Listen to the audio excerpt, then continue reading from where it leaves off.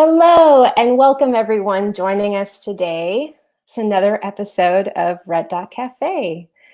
Thank you so much for being a part of our special series. This makes episode 4, 5. That's crazy. We hope this live stream series adds value and inspiration to your daily life. I'm Angelica Cordero, TEDxSanAntonio's licensee, and I'll be your host for today's event. We want everyone to take part of this conversation, so please leave your questions and comments in the feed. As the chat continues, I'll be monitoring the feed to highlight questions that we might be able to bring up to Kate. We're happy to be joined today by visual thinking evangelist, inclusive facilitator, curriculum designer, and inveterate writer of sticky knowledge, Kate Hayward. Back in 2016, Kate encouraged us to build a richer visual vocabulary by embracing our childlike wonder and inspired us to draw freely. Today, Kate joins us to reflect on her talk and invite us to continue to doodle with delight. Please join me in welcoming Kate Hayward. Let's get her in. Hey, Kate. Hi, Angelica. How are you? I'm good. How are you? It's so wonderful to see you. I'm thrilled to be here. So it's been a few years since we've had you on, and I just briefly, before we got into your doodle, I wanted to know, how's life been since you were on the TED stage?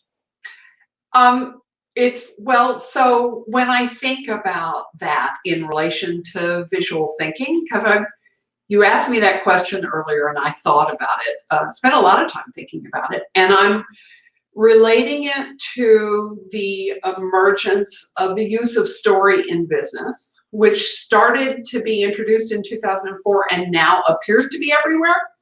So I expected that that visual thinking would be everywhere by now, but I think that's the curse of the early adopter, is that we always think things move more quickly. That's true, for sure. Well, I'm really excited because hopefully after today, we'll add more to the visual thinking movement for you. And I look forward to our little doodle activity. So I'm going to go ahead and pass it over to you and let you go ahead and walk us through your activity. Okay, fabulous. Thank you. So in honor of April Fool's Day, we're going to be drawing some foolish faces. And we'll draw faces for a couple of reasons. 1, they're really fun to do. 2, they're really easy. And 3, they're the haiku of our communication. So we think they're the first signal that babies respond to, although I don't know that anybody has asked babies. So that's where we're going to start. And I'm going to ask you to draw along with me. So the first thing we're going to do is create a vocabulary for our faces. And then we're going to draw a few faces. We're going to create a 1-panel cartoon. And then I'm going to leave you with a challenge for another cartoon format. So we're gonna go relatively fast, but please get your pen and paper if you don't have it, and join me. So we're gonna start with eyes, and I wanted to give you something to look at while my back was turned. So and one of the things about eyes, and you can see the speed at which I'm drawing, this allows me some control. So one of the things about eyes is when you add eyelids, you get a whole nother level of expression. Are you drawing? Of course you are. Then there are these squinty eyes of people who don't trust us or we don't trust them. There are the eyes that are downcast and probably severe, and eyes that are happy, which I think is interesting that they go the opposite direction of a smile. And then these simple little eyes, and yeah, you can even have eyes that look like this. So those are the eyes, okay? Let's go on to eyebrows, which add a whole nother level of information to our eyes. So eyebrows can go this way, or they can point down. They can curve up. They can be flat, or they can point the other direction. Okay, got your eyebrows? Now let's go into noses. Noses are all different shapes, so they can be pointy and narrow like this. They can be broad like this. They can be straight and pointy. They can be bulbous and even off to the side. They can even look like little people. Okay, those are your noses. Ready for mouths? Here we go. So they can have very tightly pursed lips. They can be wide open and feminine.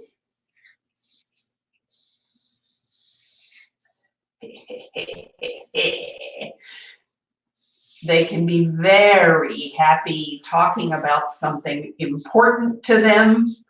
They can be very happy just listening.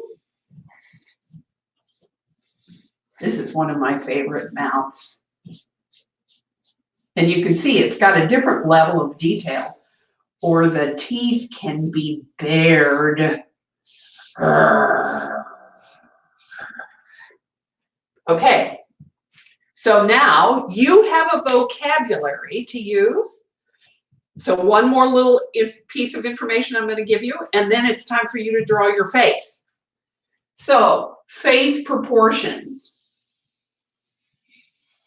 And I'm going to tell you this rule and then let you know that cartoonists don't follow these rules if they choose not to. So it's about knowing the rules and then making a choice on whether or not you're going to follow them.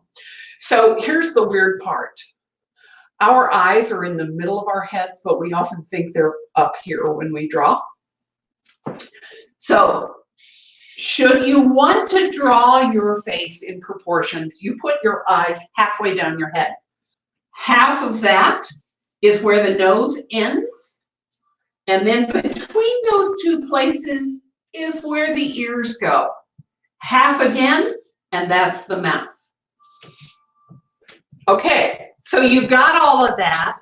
Now it's time to you're going to take a minute, create a head shape, and add any of these or any of your other eyes and mouths. So now it's your turn.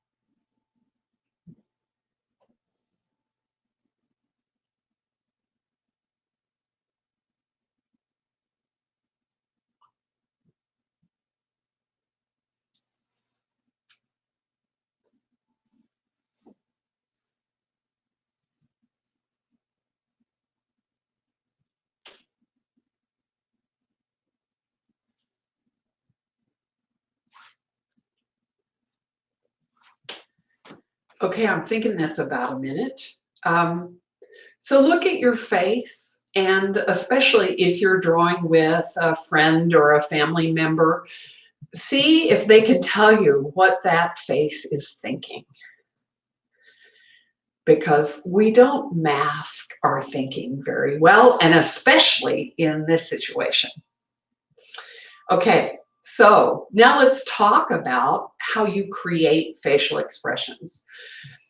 So any of you who are fans of comics, I have to recommend Scott McCloud's books on making comics and understanding comics. And he talks about there are 6 core expressions. And we're going to draw a few of, or we're going to actually draw all 6. But what happens is you use combinations of those 6 to make all the rest of the expressions. So we're going to start with the core expressions. So the first one we're going to start with is joy. And that is that there are the eyes have crinkles in the side. Draw along with me. So we have eye crinkles, and the corners of the mouth are pulled up.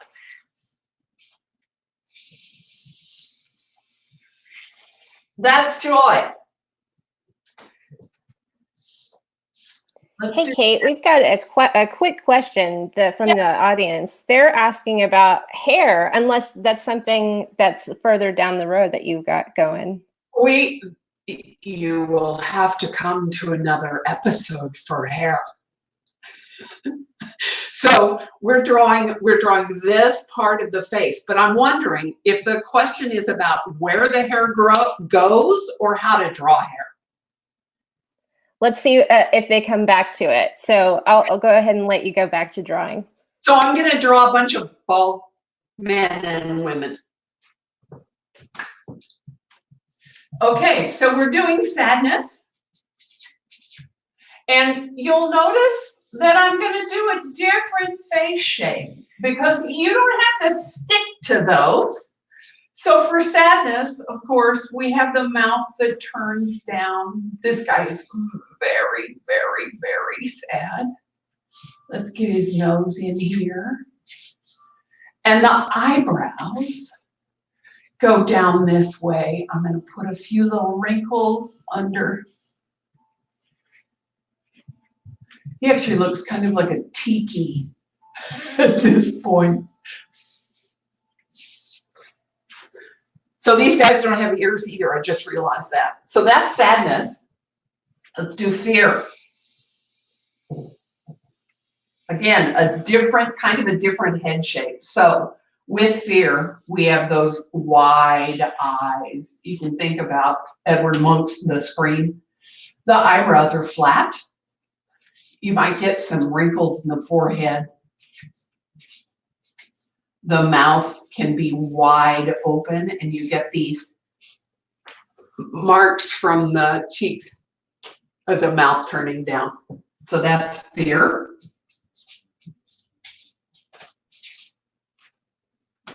Let's go on to surprise, because it's really the cousin to fear. So it's another shape. So for surprise, we get these eye wrinkles. We also get raised eyebrows, as opposed to the flat eyebrows for fear. Again, wide open eyes. Give him a nose. And usually a dropped jaw, right? So that's surprise. S-U-R-P-R-I-S-E. I gotta get another marker. Okay, 2 more. You're drawing along with me, right? So another face shape, sort of. Let's do anger. Eyebrows down.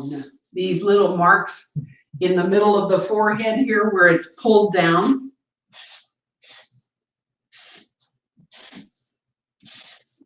Clenched teeth. This can also be a straight, flat mouth like this one. And the lids below are kind of squinched up.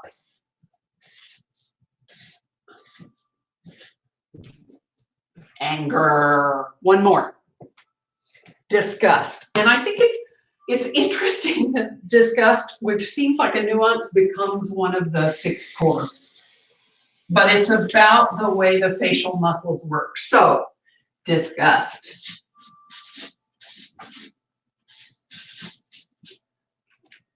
Get the nose in here. So it's similar to anger in that you get these little marks, but you also get some wrinkles in the nose. The eyebrows come down. The eyes might be kind of squinched closed, like you're smelling something bad. Disgust. Okay. So you've got the core emotions. You've got a face library to work from. Now it's time to start on another activity. So we're going to talk just for a minute about the rule of thirds. And this is something that if you're a photographer or an artist, you're very familiar with. So the idea is that for good design, you place your subjects along the lines or along the intersections of the lines. So you don't want a head right here in the middle or in any one of the middle of these blocks. So here's your challenge. I want you to draw 3 faces with 3 expressions, different expressions, the same expressions, doesn't matter, and place them on a grid. So draw your grid using the rule of thirds. And this guy's small because he might be farther back, right? So time to draw your faces. You have 1.5 minutes to draw faces.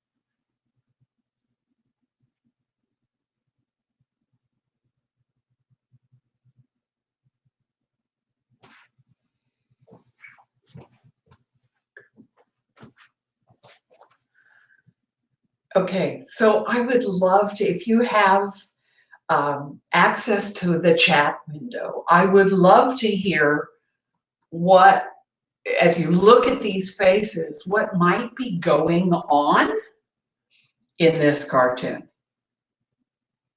So Angelica, what have you got on yours? Well, I drew a couple of things. I drew a guy that looks a little bit like Pee Wee Herman. It was kind of funny. I almost got into the rule of thirds a little further, but I found myself starting to think like it was a family portrait.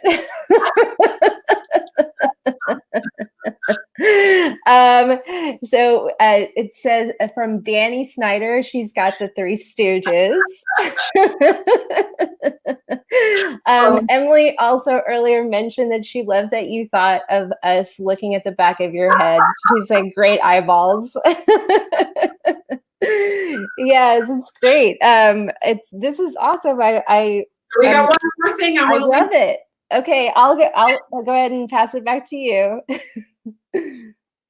So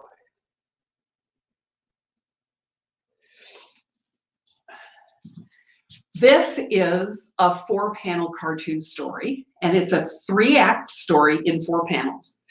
And this one, I used the example of the 3 little pigs to demonstrate how the story works.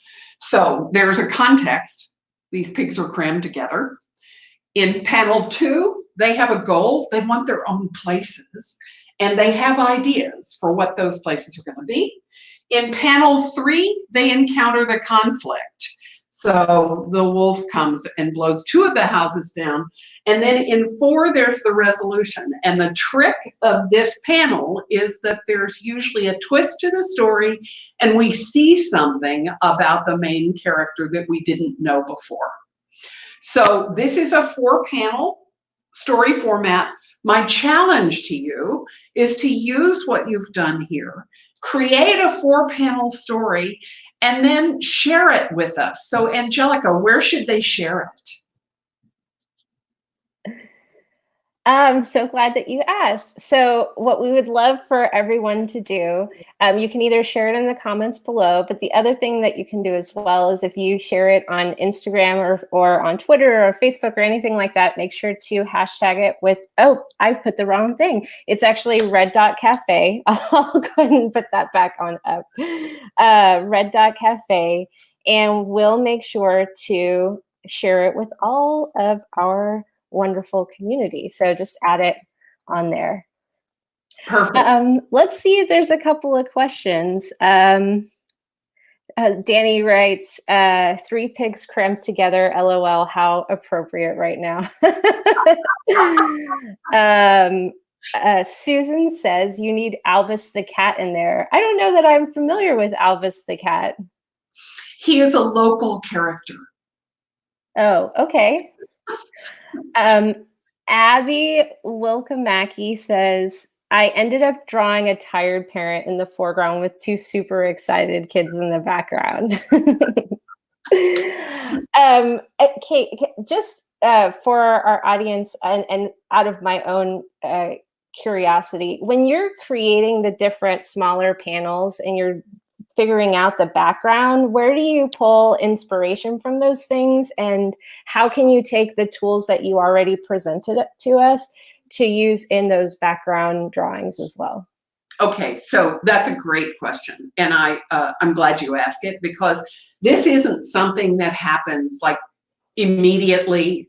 It's not like I take the pen and go to the board and this thing comes out, but so it requires some thought. But if you'll notice, there's very little here but expressions and faces, and they're very simple expressions. So you think about, the way to think about it is to think about, what is the context? What do people need to know to place themselves in the story? And then what is the main character's goal? What is the desire that's going to move them to action? And what do they encounter that sort of stops them on their progress? And then how do they respond to the conflict? So answering those questions and thinking about those questions as if you were the character will give you the story. That's awesome. I really appreciate you going into that. I've always wanted to learn about a lot of cartooning things, so this is really great to see. We have a question here from Susan to talk about why drawings are more memorable or effective. Yeah, so our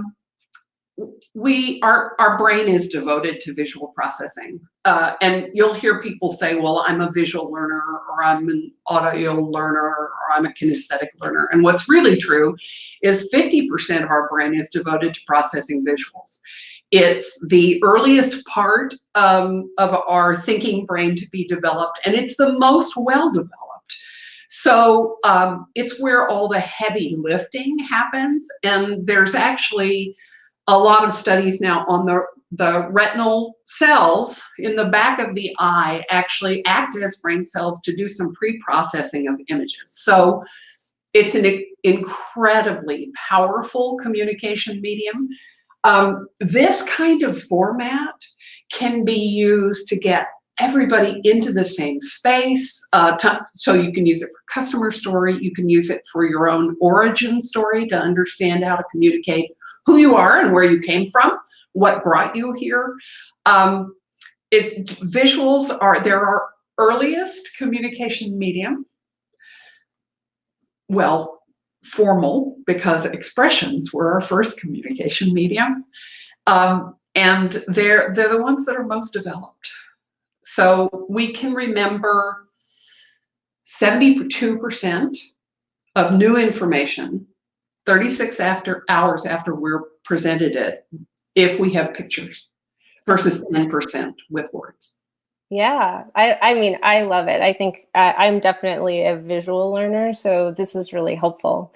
It looks like we have another question. So from Lisa Hurst, what do you say to people that think they can't draw or tell stories? It's a really good question, because we really all do believe it, because we compare our work with people that we shouldn't be comparing our work against. So what I try to do is to demonstrate, when we draw together like children, like these are really simple drawings that anybody can do. Stick figures are incredibly powerful. And with simple drawings, you actually engage your audience rather than doing something that's more formal, that creates comparison, right? So when we're drawing simply, you and I are in it together. Were I to draw you a masterpiece, which I can't do, it would leave you on the outside. So that's kind of a roundabout answer to your question, Lisa. The thing to do is to pick up the pencil and to help people pick up the pencil. So I know that we've spent the last 30 minutes, it just flew by. This is so nuts. It's just so much fun to just sit and draw and doodle. I love it. And I look forward to everyone sharing what they drew or what they draw even after this. Again, just to reiterate, if you want to share that with us so we can share with the rest of our community, make sure to post your photos of your doodles with the hashtag red.cafe. Kate, any final thoughts on this time as we're all, stuck at home and doodling, and how do we find inspiration in the time to sit down and to implement all the wonderful tools that you've given us? It's a great question. So we have a lot of time for reflection. I would imagine that most of us are overwhelmed by screen time at this point in time. So revert to a really early level of technology, and doodle with friends, and doodle together, and share your doodles, and just draw. You will find that if you did a drawing a day, stuff will come up for you that you had no idea was in there. That's one thing. And sharing it with other people sort of opens the world up. That's great. I really appreciate it. Why don't you tell our audience how they can stay in touch with you? What are a couple of ways to connect? So any of you are free to email me at kate@stickyknowledge.com. I have time to respond to emails right now. And you can also find stuff on my website to help you sort of build your skills and your understanding of visual thinking, which is stickyknowledge.com. Awesome. I really appreciate it. And thank you so much for joining us today. I'm going to go ahead and drop you out for a second to let everybody to wrap the show up, okay? Okay. Thanks so much, everybody. Thanks again, Kate. Oh, I hope you guys had such a wonderful time with us today and doodling, and I look forward to seeing all of your doodles that you've created today and also ones in the future. Remember that if you are going to be sharing it with us, to use the red.cafe hashtag when you post. Just a few reminders is that tomorrow on Thursday, April the 2nd, we are so lucky to be joined by Natalie Hinkle and Joe Smarrow. Natalie is a astrophysicist, and Joe Smarrow is a local law enforcement officer. So it'll be an interesting conversation to have with them tomorrow. Remember that we're also using a different hashtag, Power of X.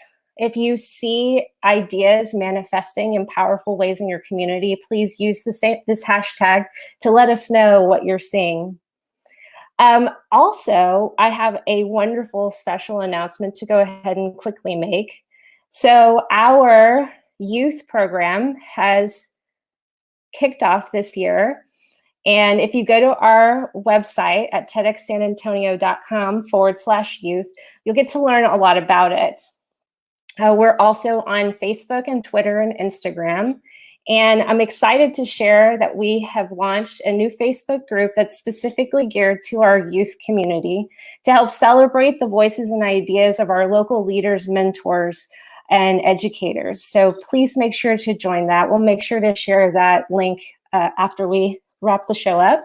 And also, along with this, is that we're asking our youth to submit ideas for blog posts. There is a prompt for this month. April's theme is COVID is canceled. How has COVID-19 impacted your life? You can find more information about how you can submit or how your children can submit on our website, again, at TEDxSanAntonio/youth.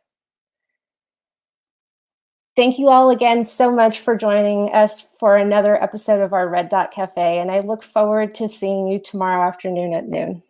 Take care and have a wonderful day. Get outside. It's really beautiful, and maybe you'll find some inspiration for your next doodle.